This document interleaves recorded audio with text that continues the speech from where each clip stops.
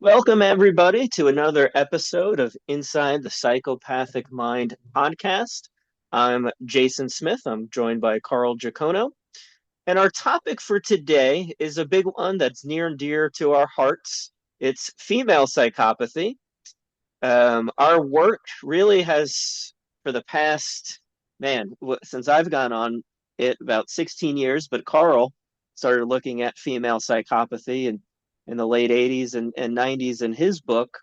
And why we feel very adamant about this one is that there's not really much research or good research out there with female psychopaths. And really, it wasn't until about the 1990s that really researchers really started to look at female psychopathy. And one of the issues is the PCL-R, which we've mentioned, was really made with male psychopaths in mind. All the items are written from the male perspective. And then when you start really assessing these extreme female presentations, there's some things that just don't match up with it. And Ted Cunliffe, who is our big colleague here, he has really done a lot of work in starting to kind of identify this stuff. We've used the Rorschach with this population to kind of explain some of their presentation. But there's about 8 items on the PCL-R that we feel presentation wise, description wise, can be changed a little bit. And we think that could help better identify this population because really, and Carl will probably attest to it, is in the media, in the Hollywood, in books and things like that. Whenever you have a female that is described as psychopathic, they're really taking on a male presentation and really miss kind of the subtle kind of differences between males and females when it comes to psychopathy. And that's one of the things that we want to do in this episode is really kind of help everyone, all the viewers, understand specifically what the differences are between the male and the female presentation. So what would Yes. you like to add to that, Carl? Well, Jason, I notice about myself, I become more intrigued with things I don't understand. And the women have always been perplexing for the kind of presentation that they have, which is so inconsistent. I mean, we'll contrast this. I'll ask you a question then, but with the males, you can work with them for 3 years in an institutional setting. There's little affect and they'll say something like, "Oh, I'd like to talk to who did you see?" They'll ask as a treatment. "Oh, it was that Dr. Glaucoma," or they don't know your name or remember it. But you and I in our discussions, you've often contrasted that with you experience with the women and the groups, and particularly how they line up at your office. So I'm leading the witness here for you to give that example. And like, if I'm gone in the prison for a day, they're like, "Where were you?" Like, I needed something. If I'm gone for a week, oh my God, they're sending emails. They're saying that I've abandoned them. How dare you leave us? All these things that is just a much different presentation than the males. They are just so I get we'll talk about it, but like pseudo dependent. Like they need to reflect back that they're a good person or mirror back that they're a good person. They need kind of like this cheerleading. And oh man, it gets emotionally draining having to deal with, especially if you have quite a few that are higher in psychopathy, makes it even more difficult Yes. as And we interact with. and you will find some women that are typically almost like males with the detachment and so forth. But the majority of the female psychopaths are more like you're describing, as we're going to get into that difference with affect. But Yeah. in the literature, there's been somebody that's really done a wonderful portrayal of the female psychopath. His name's Carr. He wrote this book, Angel of Darkness. Yep. And he captures it and understands it seems to better than most mental health workers. So I just wanted to read something from his book, kind of a quote that we use that I think describes this. The normal, ordinary woman is defined as nurturing and loving, docile, and compliant.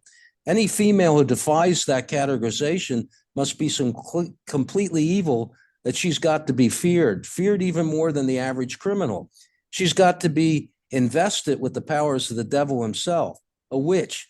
They probably would have called her in the old days because she's not just breaking the law, she's defying the order of things. Well, obviously, we don't totally endorse everything Carr says there, but it's the idea when you find these people that are women and psychopathic, they really stick out. Their presentations are inconsistent and unusual because it's almost like males and narcissism could be an extension of being, or for many males, an extreme extension where the females, it's just, there's something quite different about it. Exactly, yeah, because the extreme female presentation that goes against everything kind of inside society. So while the males, yeah, that would just kind of be your kind of really super, macho or kind of alpha kind of presentation to the extreme. For the females, completely different of what you think would be kind of going on with that female presentation. And I think this is one of the things, Jason, that makes it difficult for people to kind of even think of women as potentially psychopathic. I mean, obviously, in our book, we trace back ages and ages of female sexual sadists, psychopaths, one woman drinking all the girls' blood and killing young women. And even back to in this country, something that's more noted, Lizzie Borden, how no one could think she could possibly do this kind of thing. Yes. And one of the future episodes will talk specifically about these kind of biases when I think Dr. Ted Cunliffe, our colleague, will come in because he's written a great deal about that and even what he experiences in the criminal justice system related to these biases with women. It tends to be lenient, people not wanting to see them for who they are. And yes, 100% society kind of they get lesser charges even though they do the same crime. Maybe they're the mastermind. They still get less time. A lot of myths that females can't do these things, or they're the victim or something like that. And this population, when we get to the extremes of the female psychopaths, they know this and they use that as part of their manipulation. So Certainly. so that is kind of the big thing with that. So yeah, we'll kind of delve into some of the differences that we see. We're going to kind of couch the differences into the PCL-R items where we kind of feel there's some differences in between the males and the females. So you can always reference back to that episode that we talked about the PCL-R items. We'll explain them. We'll kind of just discuss the presentation for the females, and then we'll add some anecdotes and things like that along the way. So the first kind of way, and I think Carl has a kind of a quote that kind of sums this up from Caleb Carr's Angel of Darkness, which is a good one. But superficiality or kind of this glibness, superficial charm. So we kind of see it more superficiality with the women.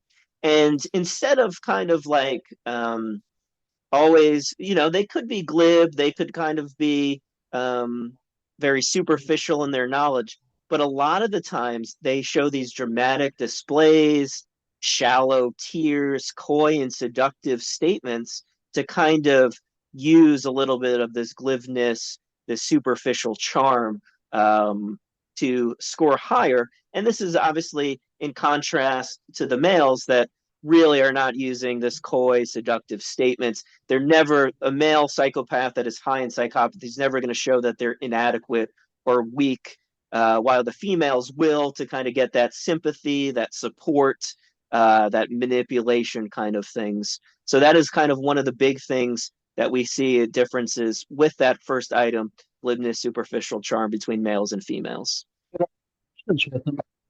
With males, as a male examiner, they often are competitive, devaluing, putting you down. There's like a competition going on.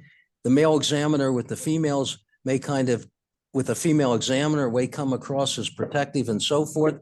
But the females' interactions with males and female examiners, perhaps you could address that briefly, Jason.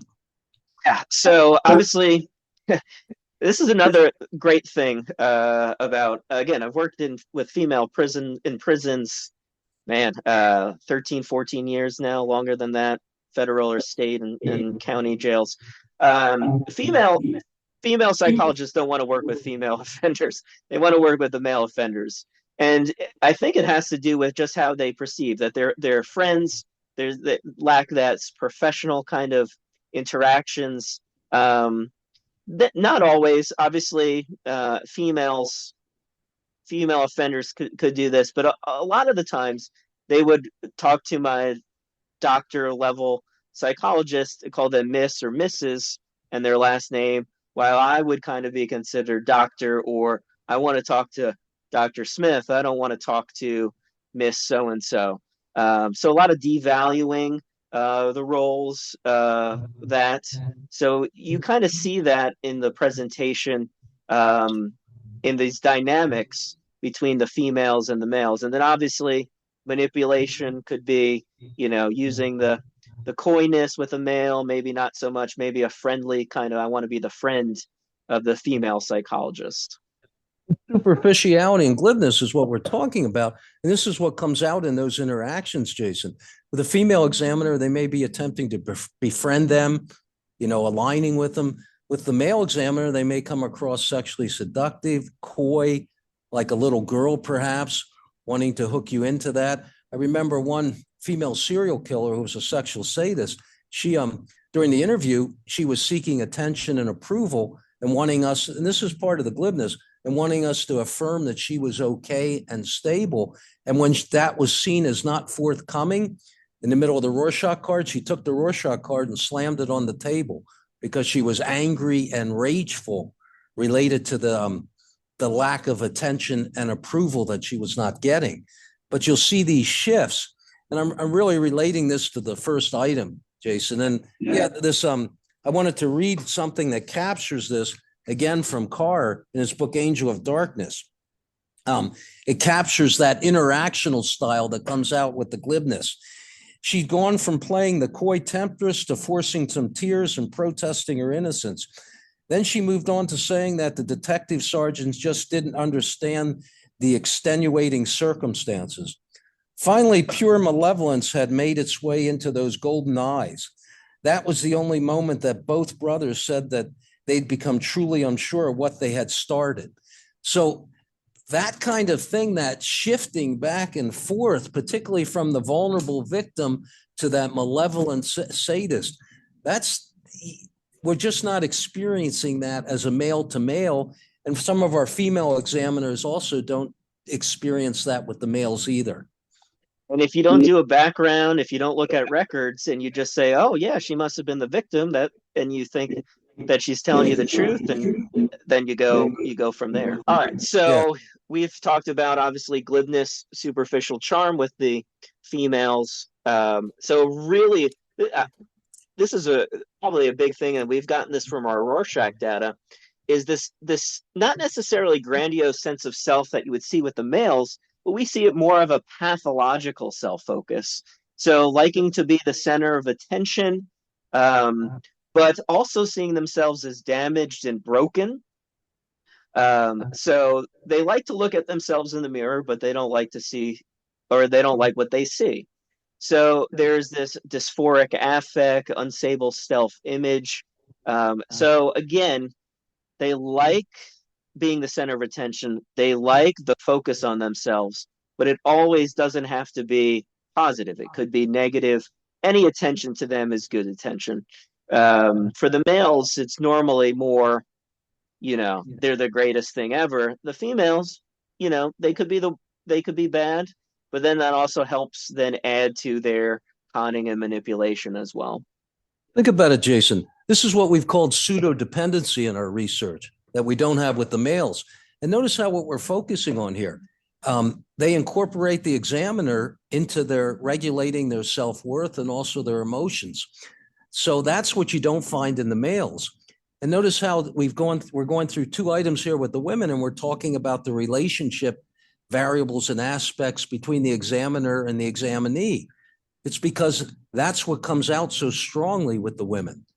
This is diagnostic. This is how we inform our understanding of the changes in the PCL-R item, is who they are comes out within the relationship with the examiner. They look to the examiner for approval, getting feedback that they're okay. What happens if as the examiner related to this grandiosity, which is really the pathological self-focus. What happens when you're the examiner and you don't give that approval, or you say something that reinforces the idea that they feel damaged? Yeah, when you do that, they start attacking 100%. You lose their trust, you lose the rapport. Um, I think I asked one time. Um, so there was a inmate. Uh, there was this sexual relationship between herself and a correctional officer, and it was just kind of a question, not blaming, not anything like that, but they totally took that way. Like, if you go to, more than likely you're going to go to another prison, so how can you just make sure you're not engaged, or any of these kind of things kind of happen again? And they totally took that as like I'm blaming them and things like that, writing to supervisors, all those things. And then, you had to explain like that is not the intention. But yes, quickly when they feel like they're being judged or any of those things, that you're lacking empathy, or you're not, or you're starting to blame them, or things like that, quickly kind of gets out of control. And particularly with a sense of damage, or how they really don't have, well, see, the male psychopaths have this grandiosity that regulates their self-esteem. So they can kind of devalue everybody, discount what you're saying, and you're just full of crap, and things kind of go off their back like water off a duck. With the women, in at least two areas, I know we found that this particularly becomes an important issue. Whenever you say things that indicate they're a poor parent or a poor mother, and around their sexual behavior, those two issues seem to strongly cause those kind of reactions. Yes. Yeah, especially the mother, like, I'm a good mother, but then yeah, you get the details and they haven't seen their kids, or, maybe they even sexually abused them, things like that. And then, they still have that image that they're a good mother, and how dare you question that? So, yes, that's a big, big thing with that item. All right. So the manipulation is also something different with the males compared to the females. So again, the females obviously could use physical appearance. They could also, again, getting this dynamics of the examiner, kind of comrade in arms, or helping, especially with a female. Hey, we're both gender discrimination. This is a male dominated world. Try to befriend that as a way of kind of manipulating. Again, viewing any type of sympathy or empathy, either from a partner or family member, the examiner, as kind of like a sign of weakness, and kind of use that to an advantage. So using kind of gender stereotypes to help continue to manipulate things like that. Probably at some point, down the line, we will talk about Karla Homolka, one of the female psychopaths in Canada. And if you ever watched any videos when she was going back to recreate or lead the officers through the crime scene of where things happened, she was in prison, but she decided, that day is the best day to dress in a schoolgirl outfit, and then, go through the room of like where all the crimes of the murder of her sister was. So again, like using this physical appearance, trying to play this victim role or innocence, to kind of manipulate or feign, or giving false tears, all these different things to kind of manipulate the person that they're interacting with. And I think, Carl, you watched a very recent video about a teen serial killer that was trying to manipulate the So it police. was, If you want to talk about that a little bit.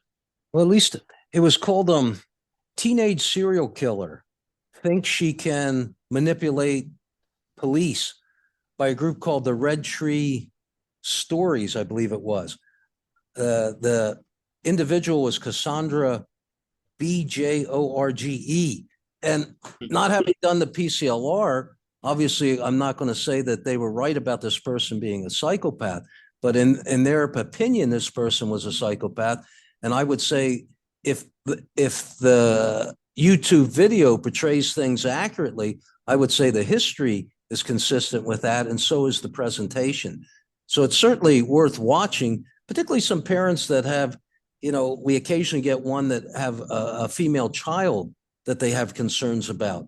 That particular video, I think, would be worth watching because it really demonstrates the presentation of one, whether it is or not.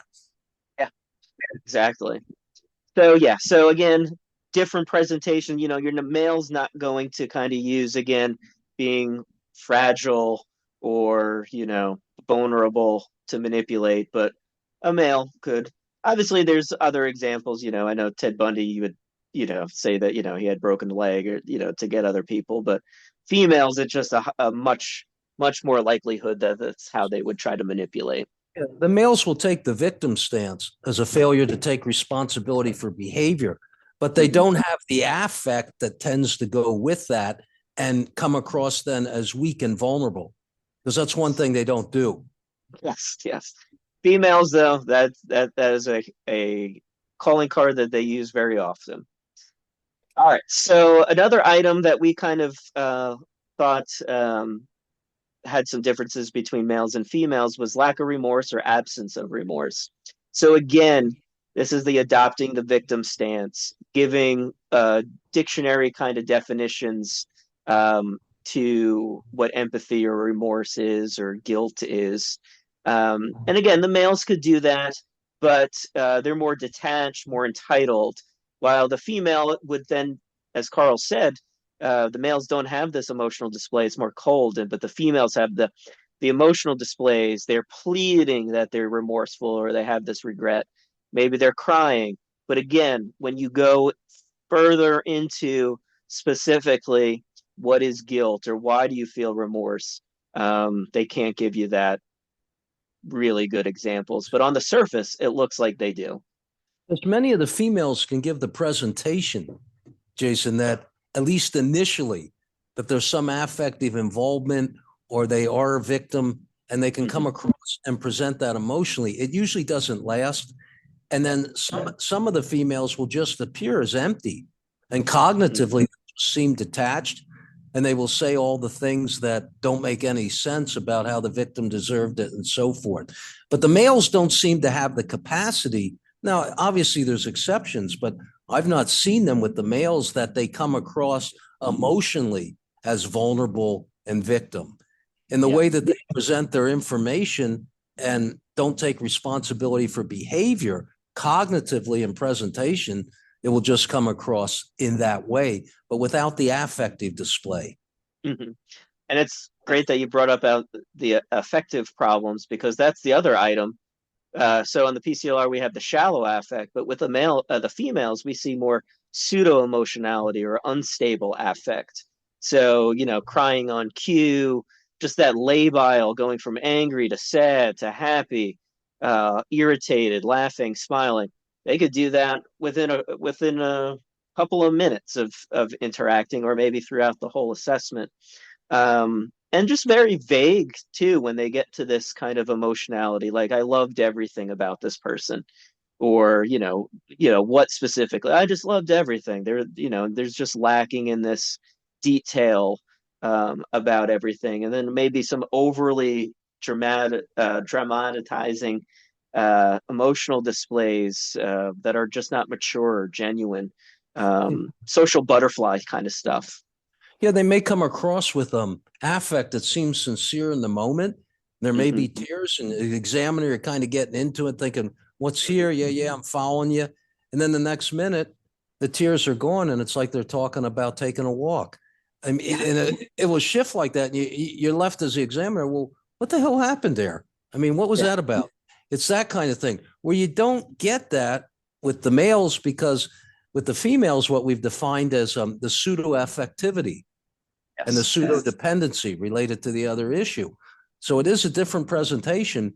And we will point out, as with our female colleagues that evaluate women, they do experience these same kind of things, even though the women will take a different stance with them related to trying to befriend them and, like patting them on the shoulder. Yeah, you're a woman. You know what I'm thinking, blah, blah, blah. They'll try to hook them into being a friend. In the same breath, the female examiner with the female psychopaths will devalue the examiner. Like you said later, instead of calling them doctor, they'll often refer to them as miss. and they try to pull them down as a way of managing their envy of this woman. So they'll kind of make the playing field equal. Well, guys will just devalue you and just, treat you with contempt. And I remember one guy, he said to me, well, Doc, I'm not saying this about you, but that sweater you're wearing, you kind of look gay, but I'm not saying that about you. So it's that they'll just be very upfront often with devaluing you, and they don't make excuses for it.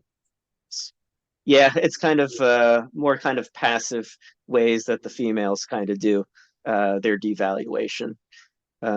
But this neediness, this emotionality, that tends to be why it can be very draining to kind of work with this population. That's why a lot of the times psychologists would prefer to work with males, because you're not going to get this crying kind of mess. It's going to be cold, detached, to the point. While the females are going to say, why is this? Why is that? They need the explanations. They'll have a whole bunch of emotions. They'll have the neediness, the fears that you're rejecting them or abandoning them. It all kind of plays a role into that Well, interactions. they're constantly, Jason, the women constantly are trying to hook you into their emotional states and their relationship to their self-concept, because they're wanting you to help regulate their emotions and stabilize them. And they're also wanting you to validate that they're okay people. See, the males, it's like, who gives a shit? When they look at you, they just don't. There's not Yeah. that kind of attachment. They don't need that crap from you. Now, sometimes I've seen with the males is superficial. Well, Doc, and you understand, and wouldn't you do the same thing? But there isn't that emotional pull. Yeah. Where the women, it's as if their life depends on it with the interaction with you.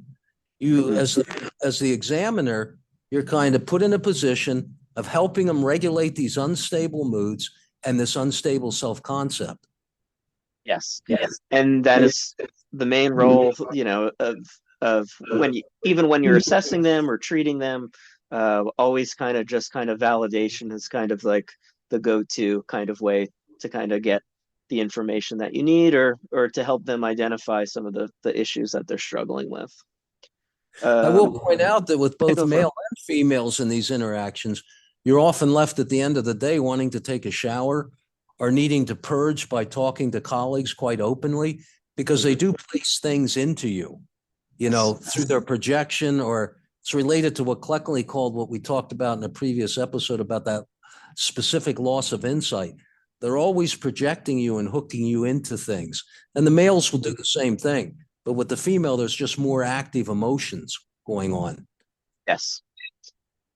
All right. So that kind of brings us to kind of the next point too, like the affect, kind of with the lack of remorse is the callous lack of empathy, or on for the males. We kind of, with the females, we see it more as kind of empathetic deficits, and it's not. We mentioned it before in another episode. Is the males do more of this callous kind of overkill, like keep kicking the person when they're down. The females not so much, and there's more kind of relational kind of aggression too. The gossiping, the rumors, the things like that.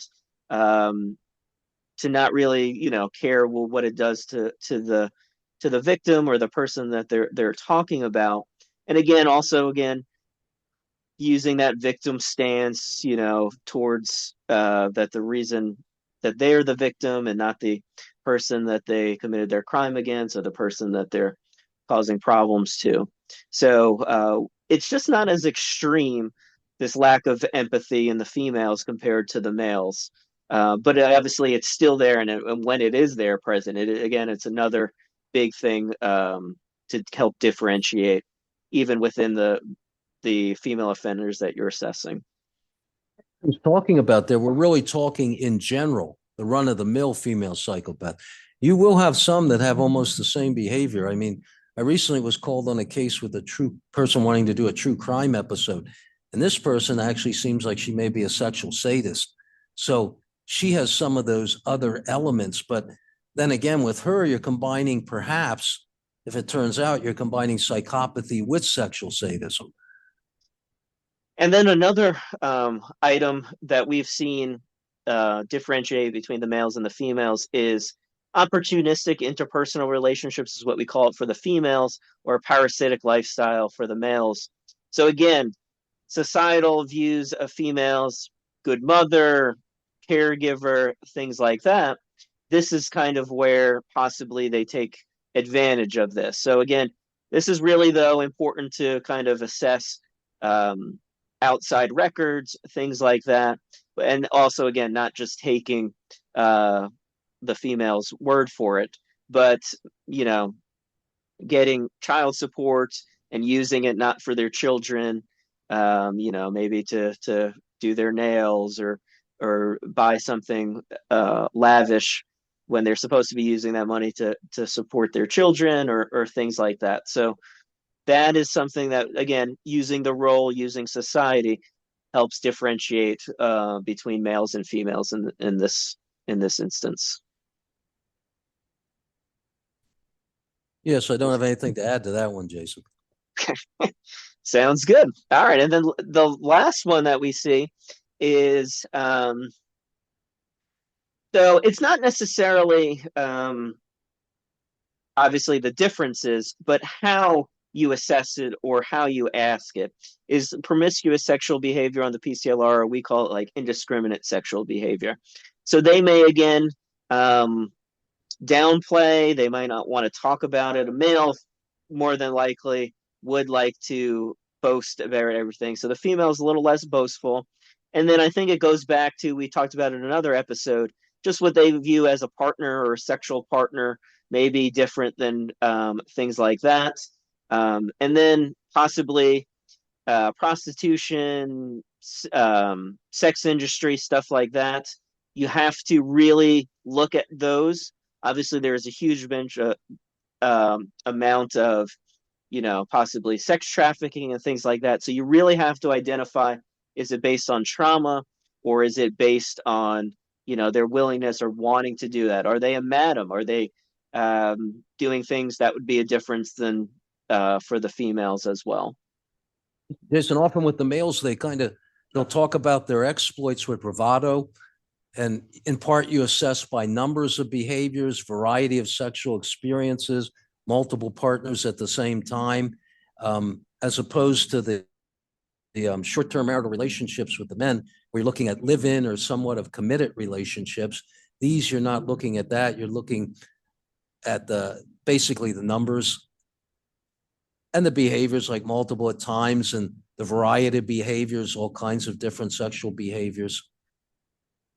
Yeah. So again, this one, really kind of look at the outside information, if you can get any corroborative information when assessing this, because again, the self-report or the interview might not just be as helpful as it can be with that, and especially we talked about in the other episode talking about male, have you ever had any sex with animals?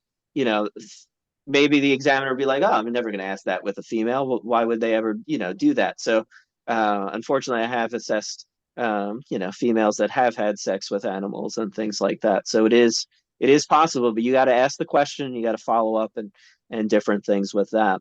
So we kind of really wanted to kind of just explore the kind of differences when we look at psychopathy from the PCL-R kind of perspective. And we've mentioned, we've kind of rewrote some descriptions that we think could be helpful in assessing this population. And the big thing that I kind of saw, especially, when I was doing my dissertation, working with Ted and Carl about females, and then when I finally started to kind of interact with the population, man, the theory kind of matched up to the real world behaviors. So I still remember, one doing research with this population, and she had agreed to join the research program. She signed the forms, and I said, yeah, at some point I'll put you on an appointment to schedule and come over. So she came over the first day, and this prison had all female staff members, and they were at lunch, and I was working through their lunch, but the inmate had to come through to my office and things like that. When they found out that they were going to be meeting with me, a male, she said, "Oh, wait," and the other psychologist described it as that she fixed her hair up.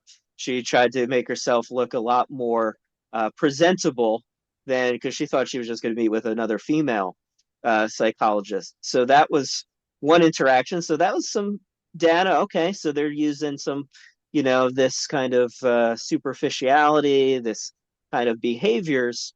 Next appointment, she knew she was coming to see me, had all this makeup on, jewelry, kind of presenting herself um, in this way. A lot of the time, a lot of the stuff again, presenting herself as the victim. Her mom, was horrible. She, didn't do anything for her. In the records, it showed mom's been taking care of the kids. This lady was not giving any child support, got arrested for it, like tens of thousands of dollars in back child support, multiple crimes going through. At this prison, this person also was involved. It wasn't a sexual relationship, but I think the staff member was bringing her in some either drugs or things that she wasn't supposed to have. In the beginning of the thing, he's like, "Oh, this guy was a very nice guy. It's really bad what happened to him. I can't believe something. I feel bad about it." Towards the end of it, that guy was a sucker. He fell for it. I got one over on him.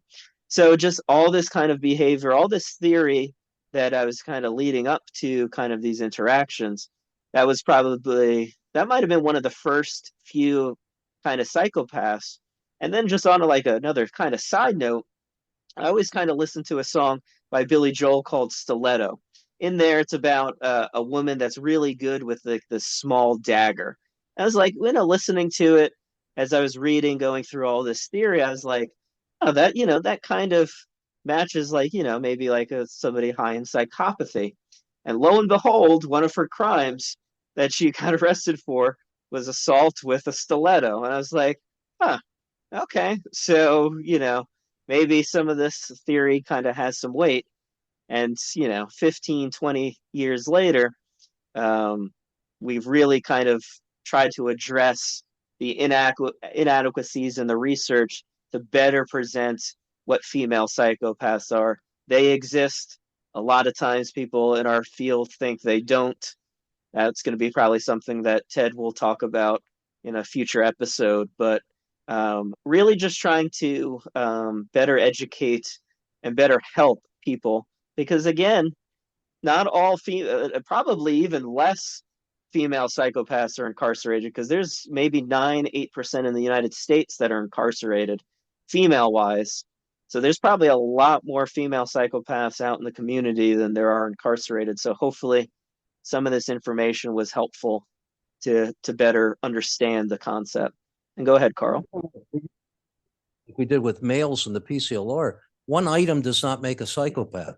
Yes. So we're talking about some of the things that are differences, but you really have to score substantially on multiple items in order to reach that threshold for psychopathy, because people do things for different reasons and different behaviors and traits are caused for different reasons. On the other hand, as guidance for people in relationships where they think they might be dealing with people like this, one, always trust your feelings. You're probably, if you're stable and clean, you're probably feeling something that's legitimate. It may or may not be psychopathy, but it's something. And the second thing is never excuse a behavior unless it's fully explained. In other words, you don't know enough about this particular individual, but this behavior just sticks in your gut. I mean, this is a person you're engaged to and you go into a hospital and they don't show up to visit you and they make some excuses for not being there. Or, just something that is just so outlandish. Because what often happens with people, they'll ignore behaviors and gloss over them and make excuses for them. So until you fully understand the behavior and what the root cause is and what was going on with something, trust your feelings, make a note of it as something that indicates you should get more information. Yes. And we've published a whole bunch of articles. Obviously, we wrote the book on understanding female offenders. You can go to our website, maverickpsychology.com. Has a links to all our research, links to our books, to get really more information if you are interested in the topic. And again, there's not much stuff out there on female offenders. Obviously, there has been more lately. Unfortunately, we've seen where a lot of the times people have fallen to some of these traps with female offenders or female psychopaths. So there's very difficult to kind of wade through some of the research with that. But if you're interested more, obviously in the future episodes, we're going to talk about different female psychopaths. We'll present different cases ourselves, as well as we have colleagues that will help kind of maybe kind of hammer home some of these concepts and how you could kind of see all the traits within the person. So we really hope you enjoy this episode, that was helpful. Anything you want to kind of add, Carl, before we close out? I think we covered it. Just thank the audience for joining in and their interest in the topic. And we hope, like you said, that our information is useful. Yeah. So again, yeah, thank you everyone for listening and watching. Again, please feel free to like and subscribe on YouTube or wherever you get your podcasts. Again, Maverick Psychology. You can send us emails through there, get links to all our books and consultations if you're dealing with people in a professional setting where you feel you need to get some insights with that. We'd be more than happy to help you. And we hope that you tune in for the next episode. And we'll see you then.